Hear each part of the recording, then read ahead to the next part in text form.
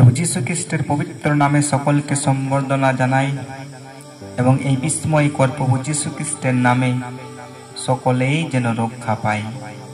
Hallelujah, আমিন। আজকে যে বিষয়টি আমরা শুনতে যাচ্ছি সেটি হলো পরিত্রাণ। পরিত্রাণ কি? What is salvation? নতুন নিয়মে পরিত্রাণের একটি ব্যাপক অর্থ রয়েছে। এর অর্থ ঈশ্বরের বিচার থেকে উদ্ধার করা এবং অনন্ত জীবন লাভ করা, কারণ পাপের শাস্তি অনন্ত মৃত্যু। রোমীয় পুস্তক 6:23 বলছেন, কেননা পাপের বেতন মৃত্যু, কিন্তু ঈশ্বরের অনুগ্রহ দান আমাদের প্রভু যীশু খ্রিস্টতে অনন্ত জীবন। যখন একজন ব্যক্তি পরিত্রাণ পায় তখন সে তার পাপের জন্য ক্ষমা পায় এবং পাপ থেকে শুচি হয়।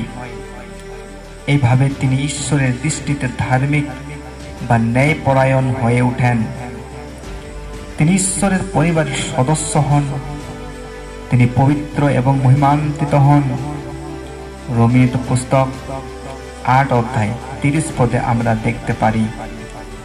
আর তিনি যাহাদিগকে পূর্বে নিরূপণ করিলেন তাহাদিগকে আহ্বান করিলেন, আর যাহাদিগকে আহ্বান করিলেন তাহাদিগকে ধার্মিক গণিত করিলেন, আর যাহাদিগকে ধার্মিক গণিত করিলেন তাহাদিগকে মহিমান্বিত করিলেন। কিন্তু পরিত্রাণের সমস্ত আশীর্বাদের মধ্যে সবচেয়ে বড় হল স্বর্গে খ্রিস্টের সাথে অনন্ত জীবন। আমরা যখন পরিত্রাণ পাই তখন আমরা খ্রিস্টে এই সমস্ত আশীর্বাদ পাই। এফেসীয় পুস্তক 1:3 আমরা দেখতে পারি, ধন্য আমাদের প্রভু যীশু খ্রিস্টের ঈশ্বর ও পিতা, যিনি আমাদেরকে সমস্ত আত্মিক আশীর্বাদে স্বর্গীয় স্থানে খ্রিস্টে আশীর্বাদ করিয়াছেন। পরিত্রাণ পাওয়ার একমাত্র উপায় হল যীশু খ্রিস্টতে বিশ্বাস করতে হইবে, তাছাড়া আর কোনো উপায় নেই।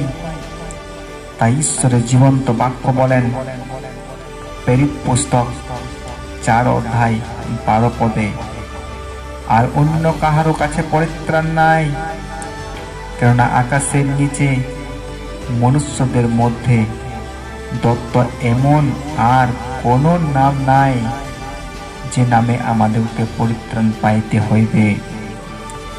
তাই যদি আমাদেরকে পরিত্রাণ পাইতে হয় তাহলে আমাদের জীবনকে যীশু দিতে হইবে। তাই ঈশ্বরের ভক্ত লোকরা এখনো যারা পরিত্রাণ পায়নি তাদের জন্য প্রার্থনা করুন, তারা যেন পরিত্রাণ পাইতে পারে এবং মুক্তি পেতে পারেন। হালেলুয়া। এ বাক্য দ্বারা ঈশ্বর সকলকে আশীর্বাদ করুন। আমেন।